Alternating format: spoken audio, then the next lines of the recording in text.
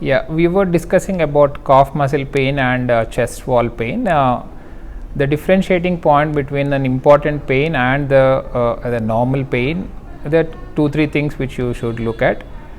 A sudden onset severe pain in the cough, which is very localized to the cough, and when you squeeze the cough it is very painful, then that's an indication for you to see the doctor. If it's a dragging kind of pain in the thighs and cough muscles both sides, mostly after some activity, that may be a simple pain. So, you should be able to differentiate these two and consult when it is required.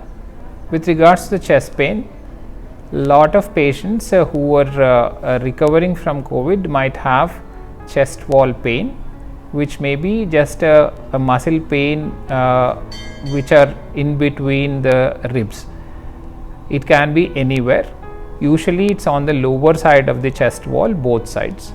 But if it is localized to the left side chest, which is not painful when you press on it, and which is a gripping kind of pain, sometimes radiating towards, going towards the shoulder or left arm, then you should be careful. The regular pains usually will involve a wider area, which will be reducing with rest, or simple medication like paracetamol can immediately relieve the pain.